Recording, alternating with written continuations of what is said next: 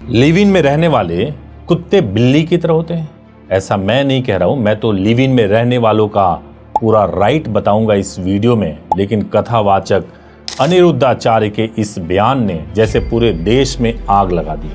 Social media हो या नुक्कड़ की चाय की दुकान, हर जगह एक ही बहस छिड़ी है। क्या लिव इन में रहना वाकई गलत है?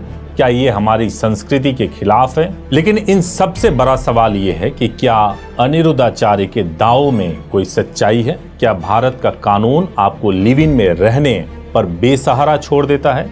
सच जानकर आप भी हैरान हो जाएंगे।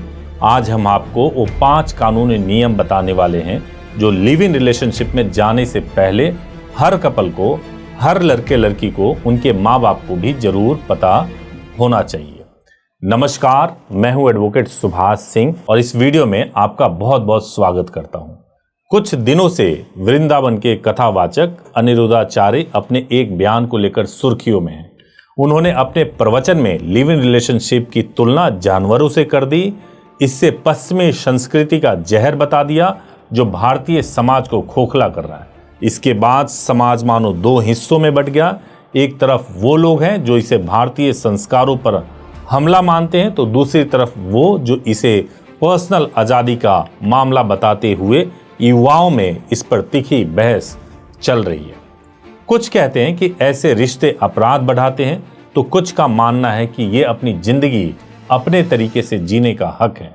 लेकिन आज हम यहाँ संस्कारों और समाज की बहस से 2 कदम आगे बढ़कर बात करेंगे। हम बात करेंगे फैक्ट्स की, भारत के संविधान और कानून की। क्या भारत में लिव इन रिलेशनशिप लीगल है या इलीगल? अगर आप या आपका कोई दोस्त लिव इन में रह रहा है तो उन्हें कानून क्या सुरक्षा देता है? और अनिरुद्धाचार्य के दावे कानून की कसौटी पर कितने खरे उतरते हैं?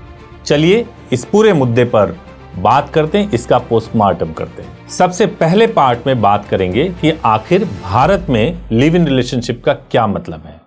सबसे जरूरी सवाल, और इसको जानना बहुत जरूरी है। देखिए, भारत में लिव इन रिलेशनशिप पूरी तरह से कानूनी है, यह कोई अपराध नहीं है। हाँ, ये सच है कि शादी की तरह लिव इन को लेकर के संसद ने कोई अलग से कानून नहीं बनाया है, लेकिन इसका मतलब यह बिल्कुल नहीं है कि ऐसे रिश्तों की कोई कानूनी पहचान नहीं है। सुप्रीम कोर्ट ने समय समय पर अपने बड़े फैसलों से लिव इन रिलेशनशिप को न सिर्फ मान्यता दी है, बल्कि इसमें रहने वालों के अधिकारों को भी प्रमोट किया है। सुप्रीम कोर्ट बार बार कह चुका है कि अगर 2 बालिग लोग अपनी मर्जी से एक दूसरे के साथ रहते हैं तो ये उनका मौलिक अधिकार है। ये अधिकार उन्हें संविधान के आर्टिकल 21 से मिलता है, जो हर नागरिक को जीवन और व्यक्तिगत स्वतंत्रता का अधिकार देता है। मतलब समाज की नज़र में रिश्ता सही हो या गलत, कानून की नज़र में ये कोई गुनाह नहीं है। 2010 के मशहूर एस खुशबू बनाम कन्या मम्मल केस में सुप्रीम कोर्ट ने साफ कहा था कि लिव इन रिलेशनशिप पर्सनल आज़ादी का हिस्सा है और इसे गैर कानूनी नहीं कहा जा सकता। पहली बात साफ है, अनिरुद्धाचार्य जी का बयान उनकी निजी राय हो सकती है, लेकिन वो भारत की कानूनी सच्चाई नहीं है। अब आते हैं उस वादे पर जो हमने शुरू में किया था। चलिए जानते हैं वो 5 बड़े कानूनी अधिकार जो हर लिव इन कपल को जरूर पता होना चाहिए। तो इस पार्ट में मैं आपको सबसे पहला अधिकार बताऊंगा, घरेलू हिंसा से सुरक्षा का अधिकार। यह सबसे जरूरी कानूनी हक है, खासकर महिलाओं के लिए। कई लोग सोचते हैं कि शादी नहीं हुई तो पार्टनर के खिलाफ घरेलू हिंसा की शिकायत नहीं हो सकती। ये बहुत बड़ी गलतफहमी है। भारत का घरेलू हिंसा से महिलाओं का संरक्षण अधिनियम 2005 यानी domestic violence act live in में रहने वाली महिला को भी ठीक उतनी ही सुरक्षा देता है जितनी एक शादीशुदा पत्नी को। इस कानून में घरेलू शब्द की परिभाषा बहुत बड़ी है, जिसमें शादी जैसे रिश्ते यानी relationship in the nature of marriage भी शामिल है। सुप्रीम कोर्ट ने कई बार साफ किया है कि अगर कोई कपल लंबे समय तक पति पत्नी की तरह साथ रह रहा है तो उनका रिश्ता इस कानून के दायरे में आएगा। इसका मतलब यह है कि अगर किसी महिला का लिव इन पार्टनर उसके साथ किसी भी तरह की हिंसा करता है, फिजिकल, मेंटल, इमोशनल या फाइनेंशियल, तो वे इस कानून के तहत मदद मांग सकती हैं। वो प्रोटेक्शन ऑर्डर, उसी घर में रहने का अधिकार यानी राइट टू रेजिडेंस और आर्थिक मुआवजा भी मांग सकती हैं। तो ये सोचना कि लिव इन में कोई कानूनी सुरक्षा नहीं है, बिल्कुल गलत बात है। और दूसरा जो कानूनी नियम है वो है मेंटेनेंस यानी गुजारा भत्ता का अधिकार। ये एक और पॉइंट है जिस पर लोग अक्सर कंफ्यूज रहते हैं। क्या एक महिला अपने लिव इन पार्टनर से अलग होने के बाद गुजारा भत्ता या मेंटेनेंस मांग कर सकती है?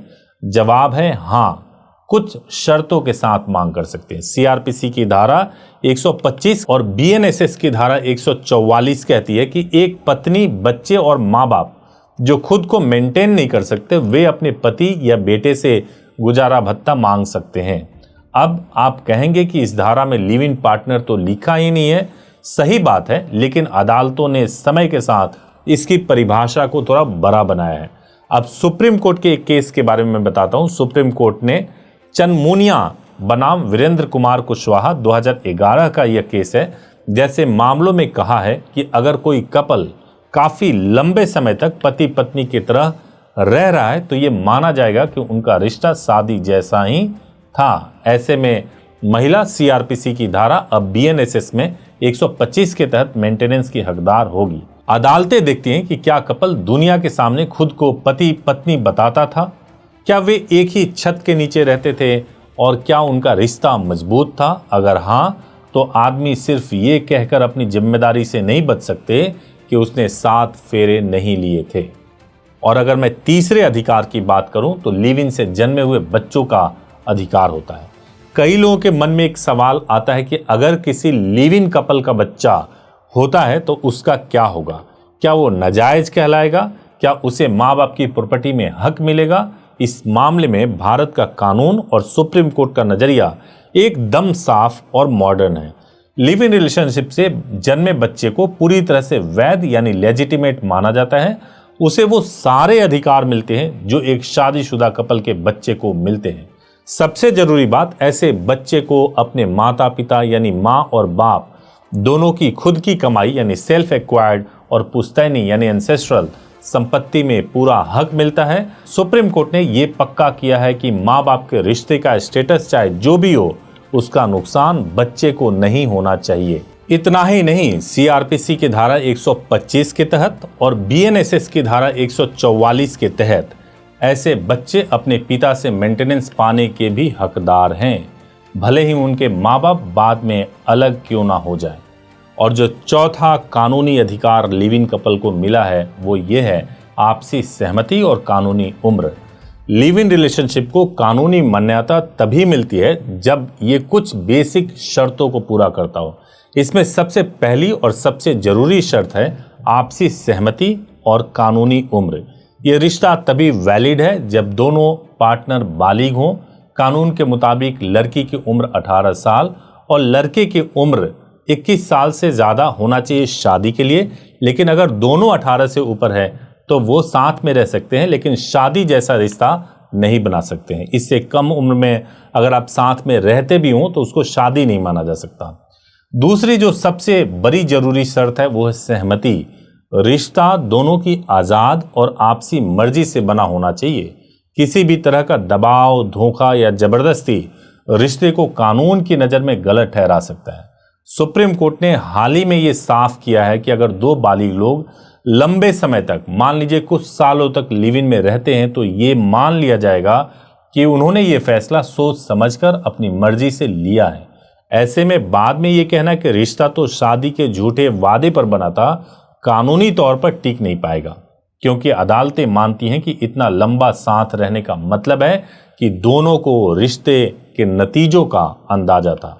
यहीं पर मैं आपको बताना चाहता हूं कि बहुत अच्छा होता है कि अगर आप लिव इन में जाना चाहते हैं तो आपको लिव इन एग्रीमेंट बनवा लेना चाहिए। अगर आप लिव इन एग्रीमेंट बनवा करके जाएंगे तो आप सहमति जैसे झंझटों में फंसेंगे नहीं और आप पर कभी ये आरोप नहीं लगेगा कि आप जबरदस्ती शादी का वादा करके या किसी अन्य तरीके से आप केवल शारीरिक संबंध बनाने के लिए लिव इन रिलेशनशिप में रह रहे थे। तो इसलिए बहुत जरूरी होता है कि अगर आप प्रोटेक्टेड रहना चाहते हैं तो आप एक लिव इन एग्रीमेंट साथ में जरूर बनवा लें। और अगर जरूरत हो तो हमारे हेल्पलाइन नंबर 8800444555 पर कॉल भी कर लें। जो पांचवा नियम है, शादीशुदा होते हुए भी लिव इन में रहने का जो कानूनी पेच है, अब एक ऐसा मुद्दा है जो कि थोड़ा कॉम्प्लिकेटेड है। क्या होगा अगर कोई आदमी या औरत पहले से शादीशुदा है, अपने पति या पत्नी से बिना तलाक लिए किसी और के साथ लिव इन में रहता है? इस मामले में कानून का नजरिया बहुत ही सख्त है। सुप्रीम कोर्ट ने साफ कहा है कि ऐसे रिश्ते को शादी जैसा रिश्ता नहीं माना जा सकता। अगर कोई व्यक्ति पहले से शादीशुदा है तो उसका लिव इन रिलेशनशिप कानूनी तौर पर वैलिड नहीं होगा। उसे घरेलू हिंसा कानून जैसी कानूनी सुरक्षा भी नहीं मिलेगी। ऐसा इसलिए है क्योंकि कानून एक साथ दो शादियों को बढ़ावा नहीं देता है, यानी बाइगेमी को बढ़ावा नहीं दे सकता।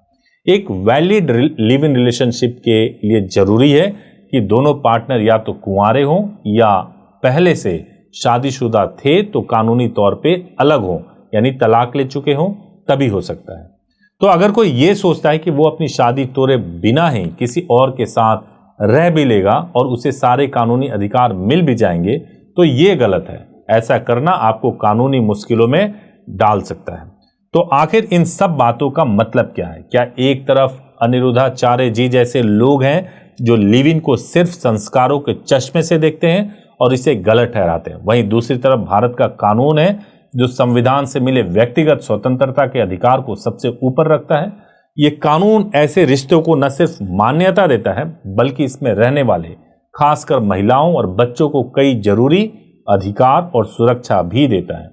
ये सच है कि लिव इन रिलेशनशिप को लेकर समाज में आज भी एक राय नहीं है, लेकिन जब बात हक और सुरक्षा की आती है तो दो पर्सनल ओपिनियन से ज्यादा कानून के फैक्ट्स मायने रखते हैं। अब सवाल आपसे है, इस मुद्दे पर आपकी राय क्या है? क्या आपको लगता है समाज को बदलते वक्त के साथ ऐसे रिश्तों को अपना लेना चाहिए, या आप अनिरुद्धाचार्य की बातों से सहमत हैं? क्या कानून संस्कारों से ऊपर है या संस्कार कानून से? अपनी राय नीचे कमेंट्स में लिखकर हमें जरूर बताएं। अगर आपको इस वीडियो से कोई नई जानकारी मिली, अगर इसने लिव इन को लेकर आपके मन का कंफ्यूजन दूर किया हो तो इस वीडियो को जरूर लाइक कीजिए, ज्यादा से ज्यादा शेयर कीजिए ताकि सही और सच्ची जानकारी सब तक पहुंचे। और ऐसे ही कानूनी और सामाजिक मुद्दों पर साफ सुथरे विश्लेषण के लिए हमारे चैनल को सब्सक्राइब करना मत भूलिए। Thank you so much for watching this video. Thank you so much.